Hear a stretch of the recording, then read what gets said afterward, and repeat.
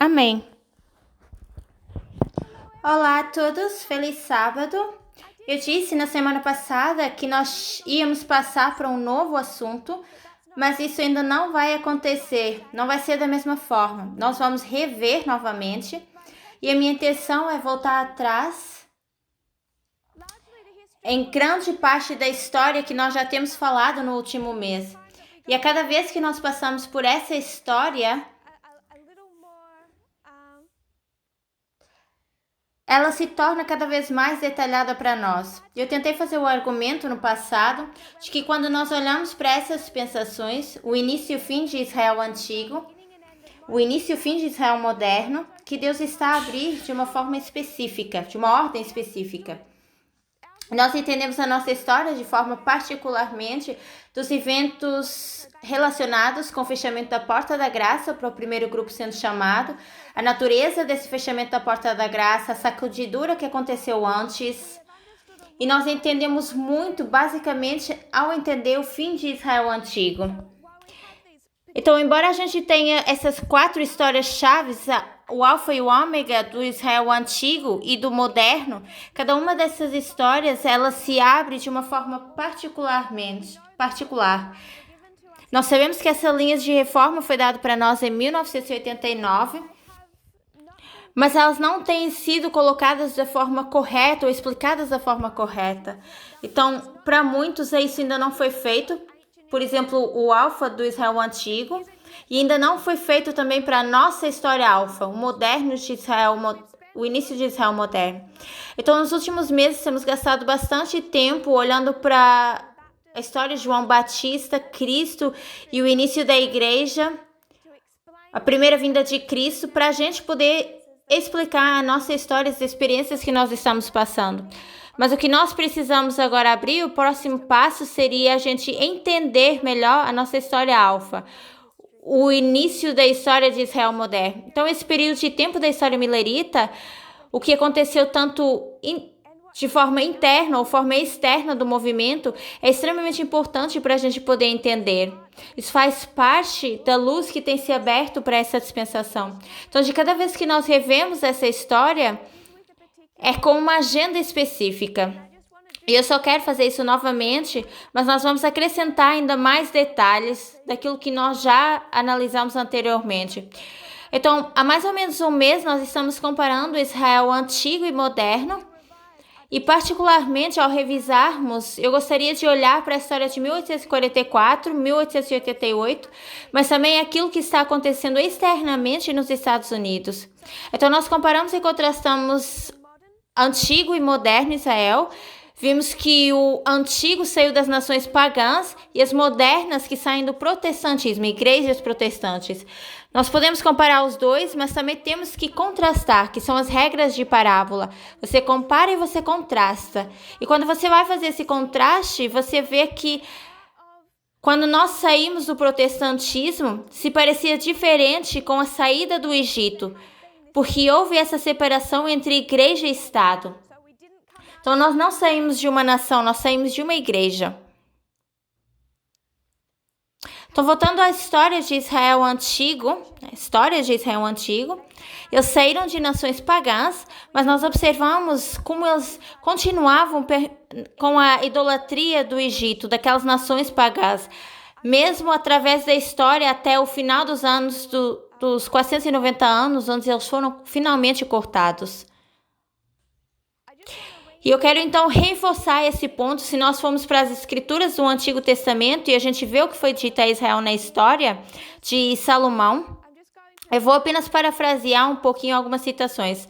O que Deus disse a Salomão, ele diz: se afastarem, se abandonarem os meus estatutos e os meus mandamentos que coloquei diante de vós e forem servirem outros deuses e adorá-los, então eu vou arrancá-los pelas raízes das minhas terras que lhes dei.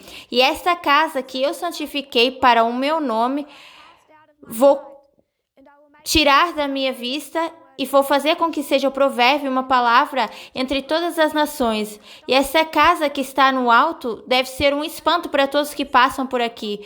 E vocês deverão dizer: por que o Senhor fez isso com essa terra e com essa casa? E deve ser respondido: porque eles renunciaram ao Senhor Deus dos seus pais, que os tirou das terras do Egito, e adoraram outros deuses e serviram esses deuses. E assim eu trouxe todo esse mal sobre eles. Então a gente consegue ver isso sendo cumprido no cativeiro de Babilônia, na destruição de Jerusalém, mas é cumprido novamente no ano 70 depois de Cristo. E por que Israel, no ano 70 depois de Cristo, é destruído e está em cativeiro? É porque eles estavam do lado errado das bênçãos e as maldições. Isso só aconteceu quando Israel começou a adorar outros deuses. E o problema é que é difícil a gente ver no período de tempo de João Batista e de Cristo que eles estão fazendo isso. Porque eles parecem pessoas boas, porque não se vê esse bezerro sentado em Jerusalém. Então é difícil identificar que eles estão nessa idolatria.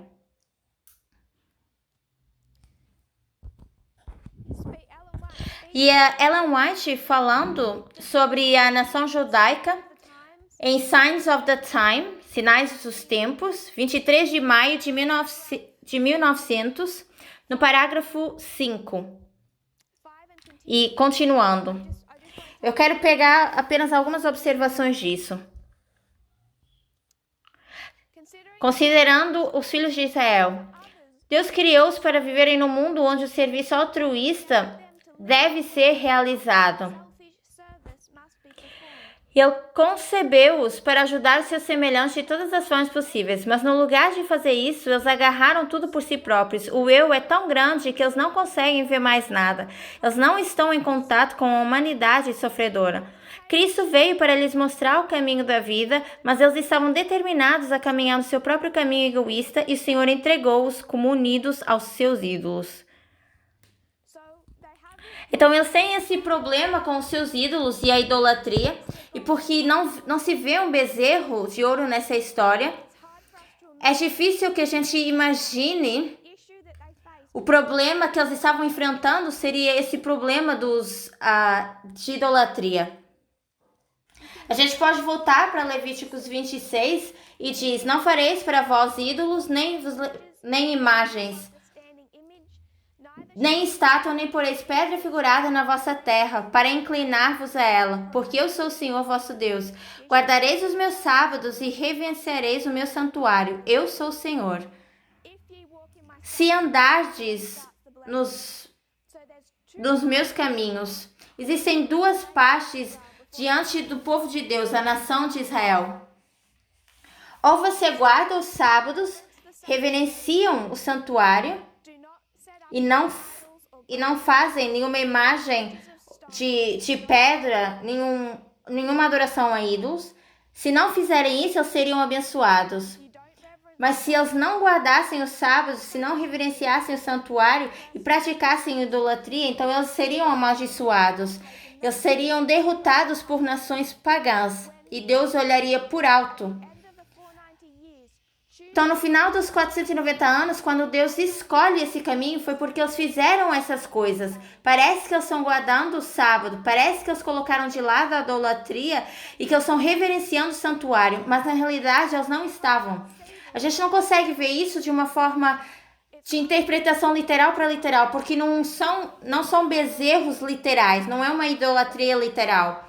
Mas é a mesma idolatria que levou à criação do Apis-Bull, ela ainda permanece, não na imagem, mas ainda na mentalidade, na visão do mundo que as pessoas de Israel tinham.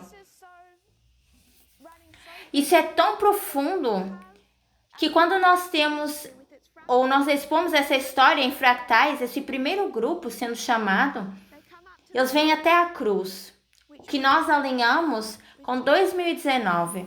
E é o primeiro grupo que é os discípulos que foram treinados para voltar à igreja e depois então avisar o mundo. Então nesse marco da cruz, pouco depois do marco da cruz, quando Cristo vai ressuscitar, e ele volta aos discípulos, os discípulos o abordam e dizem: agora você vai criar Então, agora você vai estabelecer o seu reino. Será que agora você vai derrotar os romanos? Então, ainda na história da sua colheita, na história depois do seu fechamento da porta da graça, os discípulos ainda estão entendendo errado o rei e o reino e os eventos externos. A idolatria ela era tão profunda que era difícil remover. E, no entanto, nós ainda nos encontramos nessa confusão, nessa história. E não é até eles passarem essa colheita que eles começam a ver que Cristo precisa ensinar de novo o que já havia ensinado. Isso tem muitas implicações para onde nós estamos hoje.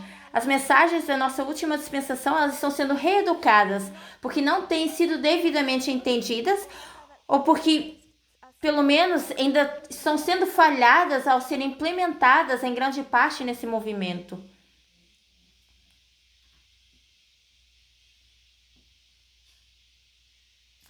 Então a gente tem idolatria à medida que eles saem do Egito. Depois, na história do cativeiro na Roma, eles também ainda estão em idolatria. Eles ainda estão com esse touro ápis. Isso diz muito em relação ao adventismo. Não se parece da forma que você acharia ver a idolatria. Os adventistas eles não precisam começar a guardar o sábado. Os judeus não começaram a guardar o domingo, e adorando então o Deus Sol, o Deus pagão. Eles não precisaram se curvar ao Deus Sol para ainda terem ou aceitarem essa idolatria. Isso se mostrava na forma como eles entendiam o reino de Deus na terra. Então, voltando para essa história do início do Israel moderno, eu quero ampliar um pouco dessa visão. E eu quero voltar para o tempo onde a América ainda foi fundada como uma colônia.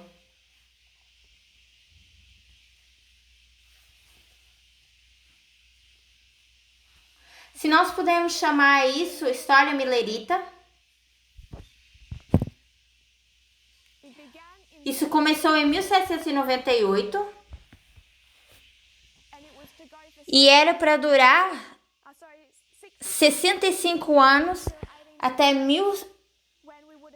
o ano 1863, que nós teríamos esperado isso com base do 2520 e o segundo advento, se eles tivessem sido fiéis. Então, essa é a extensão da história milerita e nessa história nós temos 1850. Nós identificamos a história da lei dominical para essa dispensação. Nós estamos presos com esse termo da lei dominical, a forma como isso foi integrado no adventismo através do grande conflito. Mas nós precisamos pensar que se Cristo fosse voltar em 1863, nós sabíamos minimamente que Ellen White estava dizendo isso no início de 1870, que Cristo deveria ter voltado. Se Cristo deveria ter voltado nesse período de tempo, o que deveria ter acontecido à América durante esses 65 anos? Em 1798, os Estados Unidos sobem como uma besta semelhante a um cordeiro e tem quantos chifres? 2. Tem o do protestantismo e o do republicanismo. Então, em 1863, o que tinha que acontecer com esses chifres dessa besta parecida com um cordeiro? Eles tinham que ser quebrados. Não só o chifre do protestantismo, mas os dois antes do segundo advento. Então, voltando para essa história, à medida que a gente vai investigando, nós devemos esperar ver esses dois chifres sendo quebrados. Então, nós sabemos que essa história ela foi uma história de falha e que nem tudo se desenrolou. Pelo menos não da forma que Deus tinha intencionado que isso acontecesse.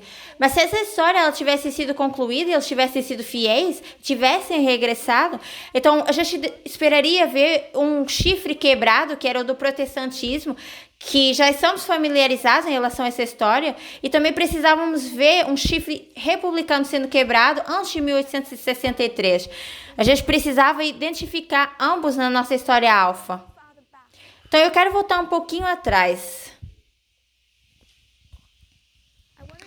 Quero voltar atrás ao ano 1619.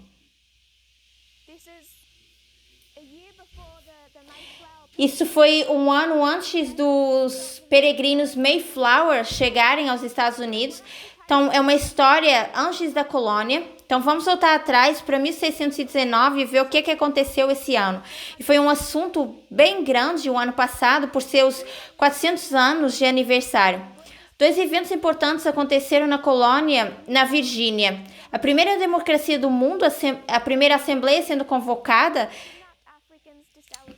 os ingleses trouxeram africanos raptados para os venderem como escravos, tais como foram na América moderna. Na igreja recentemente construída em Jamestown, em Virgínia, na Assembleia Geral, a primeira reunião de um representante que governa o corpo na América reuniu-se.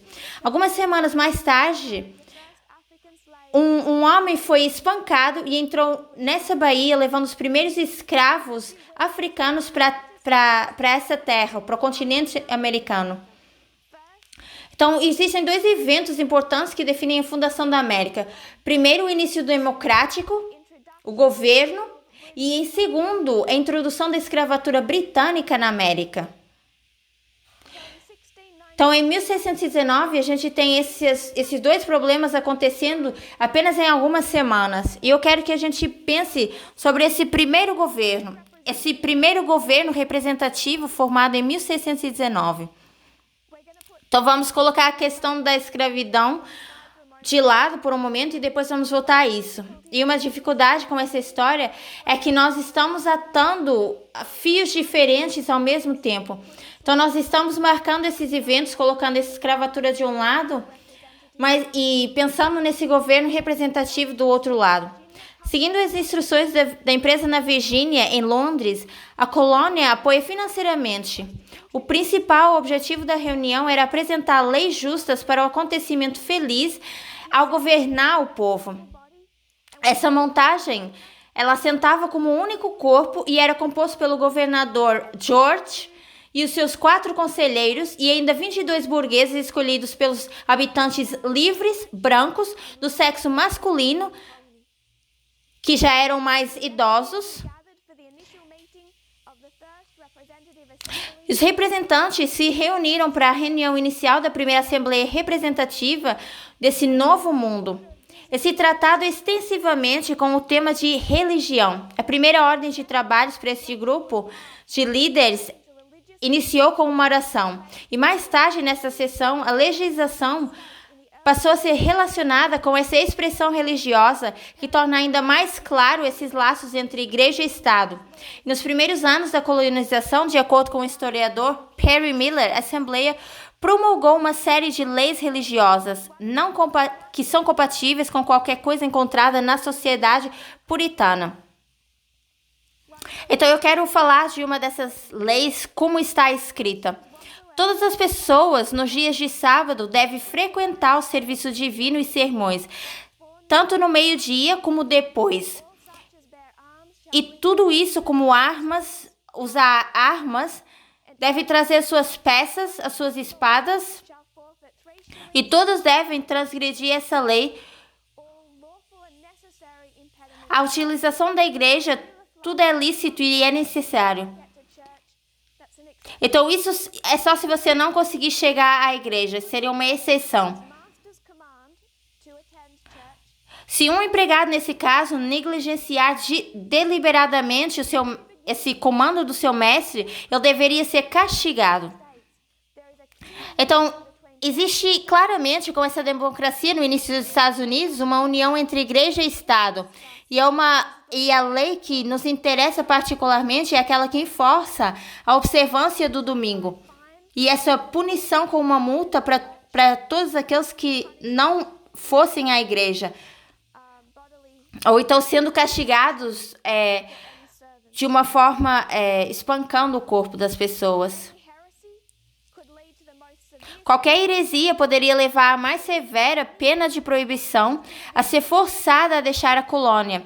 O indivíduo banido para a heresia deveria regressar à colonização e poderia ser morto e ser sentenciado por um crime de blasfêmia. Teria um furo feito nas suas línguas com um ferro em brasa e colocariam ainda uma corda em volta do seu pescoço para enforcá-los. E outras leis puniam os colonos por não observarem devidamente o sábado ou domingo, observando como dia de descanso e adoração. Faltar a esses serviços religiosos, eles seriam proibidos de viajar em vários domingos. E isso seriam as leis essenciais naquele tempo. Então, eles têm agora essa lei dominical e eles têm a escravidão. Esses são os primeiros problemas que surgem nesse governo representativo. Então, também para a gente assinalar, a gente falou de 1850 e daquele ato do escravo fugitivo, mas que foi colocado no lugar em 1793. Foi colocado em prática.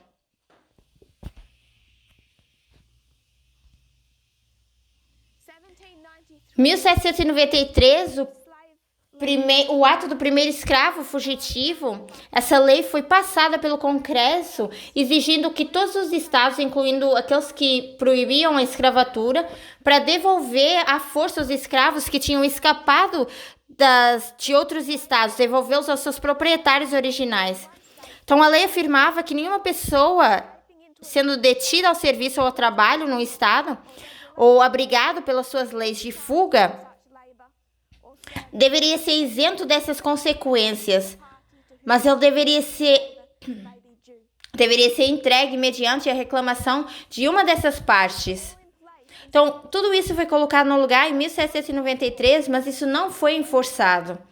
Então, nós já temos a escravidão, não só a escravidão em si, mas também antes de 1798, esse ato do escravo fugitivo. E já temos também essas leis do domingo das colônias nos Estados Unidos. Então, essa união de igreja e Estado, ela começa a mudar na história da Revolução Americana e fazia parte dessa nova onda de liberdade. Em 1776, nenhum dos estados americanos observavam essa separação de igreja e Estado. Muito pelo contrário, todos os 3 estados tinham ou estabelecido igrejas estatais ou exigiam que seus titulares de escritórios professassem uma certa fé. Então, todos esses 3 estados que existiam até 1776 requeriam que os seus titulares de escritórios professassem essa fé protestante. Então, um estado ia dizer, a nossa igreja estatal é a igreja metodista ou presbiteriana. Durante as 6 décadas após 1776, Massachusetts deixou de apoiar uma denominação religiosa oficial em 1833 e era o estado final fazendo isso. Será que 1833 é um marco significativo para esse movimento? Sim. 1833 é o final desses 3 estados apoiando essa religião oficial, uma denominação oficial. E os historiadores chamam isso um processo gradual de desestabilização. Então, é aqui que a Ellen White, em 1798, fala dos Estados Unidos como subindo ao poder. E se pensarmos em Atos 27, o que nós estamos fazendo é paralelar 2 instituições. Estamos paralelando os Estados Unidos como uma instituição e também o Adventismo como uma instituição. E a gente faz isso através de Atos 27. Fazemos essas 2 instituições através de Atos 27 e o que nós vemos é que ambas se elevam em 1798. Então, essa é a ascensão dos Estados Unidos como uma instituição e a ascensão do Adventismo. Nós paralelamos isso através de Atos 27. Então, quando o Adventismo ele é levantado como um movimento em 1798, qual é o problema que nós temos? Nós temos muitos problemas, somos uma confusão. Nós estamos guardando o domingo, não compreendemos a profecia. Guilherme Miller ainda era um adolescente, ainda se tornou um deísta e começou a estudar. Então, o Adventismo tinha todos esses problemas em 1798 e nós não sabíamos quem nós iríamos nos tornar quando nós pensamos em nós como uma instituição separada. Então, os Estados Unidos são muito semelhantes. Ambas as instituições começam em 1798 com todos esses problemas.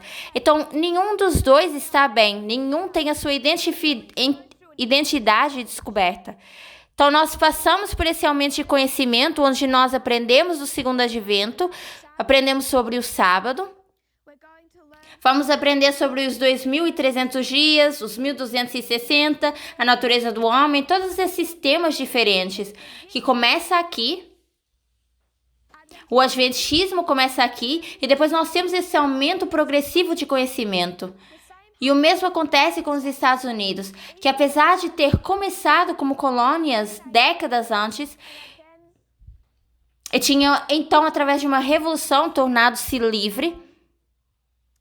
Antes de 1798, ainda entra na história de 1798 com toda essa bagagem. Resumindo, o adventismo, que foi levantado em 1798, tem bagagem e tem que aprender e desaprender. Os Estados Unidos, em 1798, tem bagagem, tem que aprender e desaprender. E o que tem que desaprender é essa união de igreja e Estado. E o que ele tem de aprender é separar os dois. E também ele precisa desaprender esse legado, essa prática da escravidão. Então, enquanto nós passamos por um aumento de conhecimento, aprendendo e desaprendendo, também eles tinham que passar por esse mesmo aumento de conhecimento. A razão pela qual em 1833 eles veem esse último estado sendo tirando essas leis, que é o termo que eles usam para eliminar da religião entre essas organizações. Então, grande parte desse trabalho é feito por Thomas Jefferson e James Madison, que nós já falamos com mais detalhes.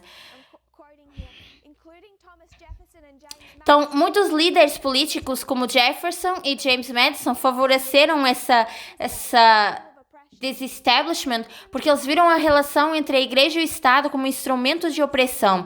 Então, Jefferson propôs um estatuto de liberdade religiosa no estado da Virgínia, isso em 1799. Então, Jefferson, em 1779, propõe essa separação de igreja e Estado na Virgínia, mas ele ainda falha com a legislatura anglicana. E eles eram quem tinham a maior parte do poder no estado do governo na Virgínia. Então, eles tentavam remover essa denominação protestante no estado, mas isso falhou. Então, Madison propõe novamente isso em 1785, e então isso cria uma lei rival que dá rendimento igual a todas as igrejas protestantes. Então, eles decidem que na Virgínia não utilizar esse dinheiro público para apoiar a religião de Jefferson. E eles dizem que cada homem deve ser deixado a liberdade de consciência e deve ter direito, todo homem deve ter direito de exercer de forma livre. Citando A.T. Jones, a 13 de setembro de 1894. Eu só vou citar isso por causa de uma frase específica. A citação AMS 282.13, isso no inglês. E A.T. Jones escreve: a Constituição entende que a separação de igreja e Estado e a liberdade de consciência foi o resultado da reforma. Então, alguém me perguntou recentemente, e eu esqueci quem fez essa pergunta, e eu peço desculpa, mas se você estiver assistindo o vídeo, alguém fez essa pergunta e eu não respondi. E foi, como é que nós provamos, ou como é que nós reconhecemos como movimento que os fundadores da Constituição, os primeiros fundadores que separaram igreja e Estado por causa daquilo que eles tinham testemunhado nos 1260. O que essas denominações protestantes tinham sofrido com essa perseguição de igreja e Estado? E essa seria uma boa citação para responder. A.T. Jones diz que os autores da Constituição compreenderam a separação e que a liberdade de consciência foi o resultado da reforma. Madison e Jefferson, os campeões de uma separação de igreja e Estado, na Convenção Constitucional que moldam a Constituição, disse, e eu vou prosseguir citando. Eu queria notar, primeiramente, que A.T. Jones está fazendo o ponto de que eles separaram igreja e Estado porque reconheceram o que tinha acontecido nos 1260 anos. Isso foi para responder a pergunta de alguém. Mas o outro ponto que eu gostaria que a gente considerasse é que ele descreve Madison e Jefferson como os campeões de uma separação de igreja e Estado. E isso se torna importante quando nós pensamos sobre o caminho que eles são tratados pelos direitos cristãos hoje. Então, se nós voltarmos para a história, isso tem bastante verdade. Então, ele vai citar agora Jefferson, onde o que ele apresentou nessa assembleia na Virgínia, e ele diz, numa luta que resultou em desestabilização a igreja naquela colônia e da qual a forma que eles chegaram a essa convicção. Então, o trabalho de Madison e Jefferson na Virgínia, esse trabalho que eles tiveram de separar a igreja e Estado, foi o que eles mais tarde levaram para a Convenção Nacional e foi escrito, então, nos direitos.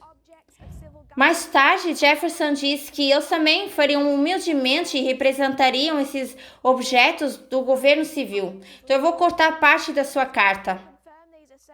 Para ilustrar e confirmar parte dessas afirmações, pedimos licença para observar e para julgar por nós próprios, nos empenharmos no exercício da religião agradavelmente, aos ditames das nossas próprias consciências e um inalienável direito, que, segundo os princípios do Evangelho, foi propagado pela primeira vez e a reforma nunca pode ser transferido de um para o outro. Então, eles estão reconhecendo que é um direito inalienável escolher as nossas próprias crenças religiosas e práticas, e eles reconhecem que essa é uma causa por trás da reforma e que podem dar um exemplo do porquê que isso é necessário, essa separação de igreja e Estado. E é por causa do que aconteceu nos 1260 anos sobre o domínio do papado. Então, é para responder a pergunta de alguém, espero que isso ajude. E a referência está aqui no quadro.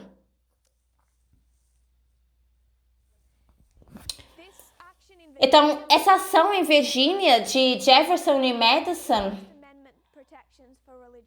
foi o precursor da primeira emenda, dessas proteções religiosas. E antes de morrer, ele deixou instruções de 3 coisas que ele gostaria de ser escrito na sua lápide, quando fosse sepultado. Um deles sendo o estatuto no estado da Virgínia como liberdade religiosa, e ele queria ser lembrado como as coisas que ele fez nesse estado na Virgínia. Depois de ele ter sido eleito presidente em 1801, a Associação Batista de Danbury enviou uma carta expressando as suas preocupações que no seu estado, no estado de Connecticut, a sua Constituição estatal não explicitamente protegia a liberdade religiosa. Então, respondendo ao início de 1802, a 1º de janeiro, Thomas Jefferson diz o seguinte: acreditando convosco que a religião é importante e é uma questão que se situa exclusivamente entre o homem e Deus, e é sua fé ou adoração que os poderes legislativos de ações ao alcance governamental e não opiniões com as quais contemplo reverência soberana, esse ato de todo o povo americano que declaram que sua legislatura não faria nenhuma lei respeitando um estabelecimento de separação entre igreja e Estado. É a sua carta, então, em 1802, associado, então, às igrejas batistas de Denver, mas ele nos dá essa visão de separação entre igreja e Estado. Então, quando a gente pensa sobre Thomas Jefferson, juntamente com Madison, foi ele que particularmente foi a pessoa que apresentou essa alteração na primeira emenda e promoveu, então, essa separação entre igreja e Estado. Então, é por isso que esses fundamentalistas conservadores protestantes dessa época, eles não o queriam como presidente. E não só ele é o único presidente na história americana, no seu ofício de presidente, não proclamou esse dia de ação de graças. Então, por exemplo, Obama perdoando a Turquia, tudo isso aqui é uma prática em torno a esse dia de ações de graças. Então, Thomas Jefferson foi o único que colocou esse dia não sendo um feriado. E a razão pela qual ele fez isso, ele escreve: a proclamação da ação de graças foi um dia não só de jejum e oração, mas também é reconhecido como um dia de feriado religioso. E nesse aspecto, como um feriado religioso, ele não iria sancionar esse dia de ações de graça enquanto ele estivesse no mandato. E mais nenhum presidente fez nada disso enquanto no seu ofício. Então a gente não vê os Estados Unidos, em 1719, surgir como uma besta semelhante ao cordeiro. Não havia nada sobre as suas colônias com uma atitude sobre escravidão ou relação entre igreja e Estado ou leis dominicais. Ambas essas coisas, por muito mal que eles as praticassem, se eles tivessem que ter esse aumento de conhecimento, se isso tivesse corrido corretamente com os Estados Unidos, tal como deveria correr com os adventistas, não só eles teriam separado igreja e Estado corretamente, mas também eles teriam abolido a escravidão e se tornaria então a nação que eles queriam que ela fosse. Mas tal como o adventismo, esse plano, ele foi atrasado. E nós vemos isso em Atos 27, quando o navio se desvia do caminho. Então, já moldado nos Estados Unidos, nós temos a declaração de que todos os homens são criados iguais, seja negro ou branco, não importa, todos são criados iguais. Então, essa visão de separação de igreja e Estado já estava lá. O que eles precisavam era colocar em prática esse aumento de conhecimento que eles tinham, tal como o adventismo.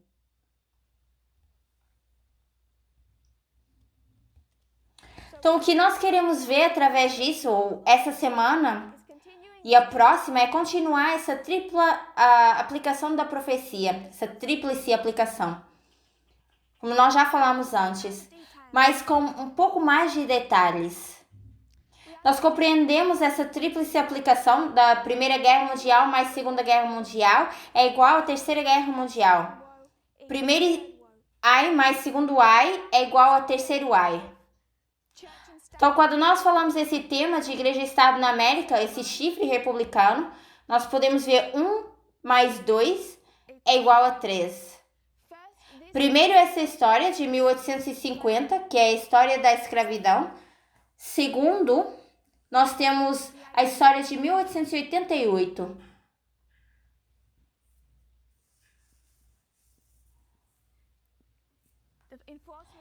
Que é o enforçar dessas leis dominicais. Primeiro mais o segundo nos ensinam o que se parece essa lei dominical no nosso tempo. Nós poderíamos dizer isso de uma forma diferente. Primeiros escritos, mais o grande conflito, seria igual ao agora. Primeiros escritos cobrindo a primeira história, os pecados da Babilônia, grande conflito, a segunda história, as leis dominicais nos Estados Unidos, e ambos nos ensinando da nossa própria história, nessa dispensação final de Israel moderno. E a gente consegue ver que esses dois problemas que a América tem, Igreja e Estado e a escravidão, foi introduzido no início de 1619. Eles tinham essa lei dominical plenamente funcionando e também esse sistema funcional de escravatura e desse ato do escravo fugitivo. Então, tudo que eles fazem nessa história de 1850, tudo que eles fazem é pegar nessa lei do escravo fugitivo e dizem: agora nós vamos enforçar o que já estava lá. Eles vão enforçar o que já existia. Tudo que eles fizeram em 1888 é dizer, finalmente nós precisamos enforçar o que já existia. Então tudo já estava no lugar. O que acontece no início do século XIX é que essas leis elas não estavam sendo enforçadas, mas elas já estavam escritas nos livros. Então, voltando à primeira história da escravidão, 1798, nós temos no Adventismo sendo levantado como pessoas de uma denominação. Isso acontece na história do segundo grande despertar e acontece também particularmente no início dos anos 1800. E é nessa história onde a escravidão começa a ser debatida entre o protestantismo. É o tema principal do segundo grande despertar. Nós vamos falar um pouco sobre um dos seus líderes, o Charles Finney, que estava envolvido nisso. Então a gente tem grandes questões que acontecem entre 1798 e 1850 e é algo que é complexo, é além da escravidão. Tem a ver com imigração, tem a ver com esse expansionismo americano. Isso se relaciona com os assuntos de como é que a América deveria se parecer como sendo a besta parecida com o cordeiro. Então, só revendo algo que nós falamos na semana passada, nós falamos sobre a eleição de 1844 e à medida que a gente continua expandindo sobre essa história alfa de Israel moderno, nós vamos cobrir essa história com mais detalhe. Nós temos a necessidade de começar a pensar nesses eventos externos e internos, nesses espalhamentos e ajuntamentos de 1798 a 1863, mas nós olhamos particularmente as eleições de 1844, particularmente para os eventos externos de 1844, e a gente viu que se tratava de uma eleição entre Andrew Clay e Polk. E Andrew Clay diz que essa declaração das divisões da igreja acontecem em 1844 foram uma fonte de perigo para o nosso país, América. Isso acontece nos Estados Unidos. Então, seria a guerra civil antes de ter existido uma guerra civil, entre 1844 e 1845. Então, eu só quero que a gente pense de um tópico à parte. Quando a gente pensa nessa eleição e o que acontece dentro do protestantismo, o que nós fizemos a semana passada foi falar sobre as três religiões principais do protestantismo, que eram a batista, a metodista, e qual era a outra? Presbiteriana. Então essas eram as três maiores denominações protestantes nos Estados Unidos. Então nós falamos de como elas começaram a se dividir com a escravidão. Isso começou décadas antes. De fato, os metodistas, no início da década de 1790, eles tinham dito que, na realidade, eles iriam excomungar cada membro escravo da sua igreja. Então, eles tiveram que recuar essa ameaça 6 meses mais tarde, porque parecia que isso ia dividir a sua igreja. Então, eles nunca realmente decretaram isso. Nunca chegaram a fazer isso. Mas a posição que essas igrejas tomavam em relação à escravidão era separá-los desde muito cedo. Então, citando, muito antes de canhões serem disparados, essa guerra civil dentro da América, essas três igrejas maiores do país, essas denominações protestantes, elas foram despedaçadas com a escravidão ou as questões metodistas. Essa divisão foi de 1844 e depois os batistas e os metodistas. Depois os batistas se separam em 1840 a 1845 e a igreja presbiteriana de 1843 a 1844. Então aqui é quando as grandes igrejas protestantes nos Estados Unidos elas começam a se separar. Isso seria como a grande guerra civil, onde algumas pessoas elas afirmam que se as igrejas tivessem permanecido em relação a isso, nunca teria havido essa guerra civil. Teria uma relação direta entre causa e efeito. Mas eu quero que a gente olhe para como Ellen White lida com 1844. Porque a gente foi para essa citação só tem no inglês, que é 10 MR 69, parágrafo 1 e 2. E então Ellen White vai falar daquilo que acontece no protestantismo. Perdão, eu dei a citação errada. Mas daqui a pouco a gente volta para essa citação.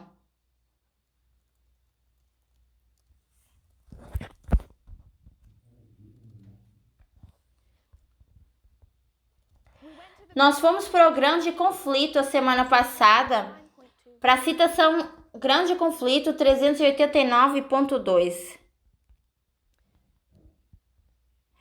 E ela diz: essa mensagem do segundo anjo de Apocalipse 14 foi pregada primeiramente no verão de 1844 e tinha uma aplicação mais direta às igrejas dos Estados Unidos, onde o aviso do julgamento tinha sido amplamente proclamado e a maioria rejeitada, e onde a declinação das igrejas tinha sido muito rápido. Mas a mensagem do segundo anjo não alcançou seu cumprimento pleno em 1844. As igrejas, então, em 1844, elas experimentaram uma queda moral em consequência da sua recusa da luz da mensagem do advento, mas essa queda ela não foi completa. Então ela volta para trás e olha para 1844 e ela escreve isso na história do Grande Conflito. Então ela nos leva para essa longa visão, dizendo que se Cristo tivesse voltado em 1863, não haveria essa declaração que a queda teria sido quase completa. Mas ela diz que eles falharam em 1844 e foi onde houve esse declínio nas igrejas, essa queda moral. O que ela está falando daquilo que acontece com o protestantismo em 1844?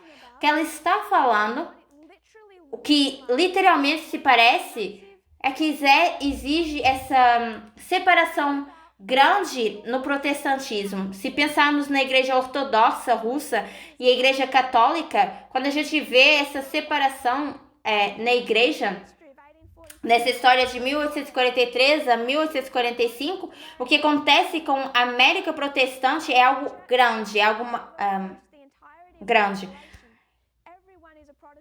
Quase grande parte dessa população ela é protestante. Então essa grande separação ela não menciona, mas ela se refere a isso como algo sendo um declínio. Então nas suas palavras a gente consegue ver essa queda moral como consequência, onde eles rejeitam uma luz, mas ela não faz um link dessa experiência espiritual com o que está realmente acontecendo desses eventos externos. E eu quero que a gente comece a pensar, não só hoje, mas que comece a pensar por que Ellen White faz isso. E foi por isso que eu dei essa citação, então, de 10 MR 69, parágrafo 1 e 2. Eu acho que nós já conhecemos essa citação, porque eu já falei algumas vezes, quando uma mulher visita Ellen White e fala do aumento da criminalidade de uma lei específica que foi introduzida na Europa. E que essa lei que ameaçava vir para a América. E que iria causar um grande número de crimes, uma desmoralização e um sofrimento na sociedade. Então essa irmã diz a Ellen White que a única forma para essa lei ser resistida é as mulheres tendo direito ao voto. E Ellen White diz: a minha mente ela estava despreparada para esse assunto de mulheres poderem votar. Então se a gente vê essas citações de Ellen White e a relação que ela fala de mulheres na política, ela diz que a sua mente não estava preparada. Ela não conseguia ter em pensamento mulheres votando. Não só votando, mas também tendo uma opinião forte em relação a essas questões políticas. Então talvez seria fácil a gente ter essa visão de como ela fala de vida doméstica, como ela fala de mulheres tentando se focar nas suas famílias e nos seus filhos, mas o que a gente não consegue conceptualizar é os seus escritos e o seu trabalho. Porque quando Ellen White chega a um evento externo, o que ela parece raramente fazer ou não fazer? Ela raramente nos dá esses eventos políticos em volta desse marco. Então, se você quer saber sobre James Madison ou Thomas Jefferson, se você quer saber sobre essas leis dominicais de 1888, além dessa explicação espiritual, que seria de moralidade ou de direitos e injustiças, você não pode ir para Ellen White, você tem que ir para A.T. Jones. Ou então você vai para Tiago White, ou você vai para qualquer outro dos pioneiros, porque Ellen White não nos dá esses eventos políticos externos do seu tempo. Então, quando a gente vai para 1844, não só esse evento político dos Estados Unidos que ela não nos dá, mas também essa divisão dentro das igrejas, sendo o aspecto político dessas igrejas protestantes e o que eles estavam debatendo em reuniões fechadas, as lutas físicas que eles estavam tendo na frente dessas igrejas protestantes, onde eles se reuniam. Então, é um argumento político. Então, ainda que ela mais tarde fale sobre a escravidão e o pecado da escravidão, ela não fala sobre esse evento político do seu tempo. Se a gente olhar para os escritos dela que falam de Abraham Lincoln, ela menciona 10 vezes, mas 8 dessas 10 vezes ela está falando de Lincoln em Nebraska. Ela não está falando do presidente. Então, só 2 vezes ela fala de Abraham Lincoln. E nessas passagens, nessas citações, ela fala de forma muito breve, faz uma aplicação breve de algo espiritual. Ela não explica o Lincoln como um político. Por causa do seu período de tempo e por causa da sua mentalidade, ela nos dá uma visão distorcida dessa história. Então, isso é uma questão que foi herdada no Adventismo desde então. Então, quando a gente vai para 1844 olhar para o Adventismo, a gente pensa, nossa, deve ter chovido todos os dias no domingo, eles talvez estavam deprimidos, então por isso há essa queda moral, esse declínio nas igrejas. Então as pessoas não iam tanto para as igrejas. Então, ela basicamente nos daria esses eventos externos como outros pioneiros nos dariam. Então, se a gente quer saber mais de Jefferson ou de James, a gente tem que ir para A.T. Jones. Para saber de Abraham Lincoln, a gente teria que ir para Tiago White. Esses são os eventos externos que criam essa linha externa da nossa linha de reforma. Então, ela tinha que ser uma mulher para certas razões, mas também nós precisamos conceptualizar como isso impacta os seus escritos. Porque na sua humanidade como um indivíduo, ela não poderia quebrar essas correntes a que ela estava ligada nesse período de tempo. Então, quando ela diz que as mulheres não devem estar envolvidas na política, ela também estava falando de si mesma. E isso impacta os seus escritos. Isso tem impacto na forma como nós agora olhamos para esses marcos. Então, se ela tivesse sido um homem, um profeta, nesse período de tempo, teriam existido umas outras consequências, mas nós teríamos tido mais explicação desses eventos externos. Tenho certeza disso. Nós não iríamos chegar a 1844 e tendo isso só descrito como uma queda moral.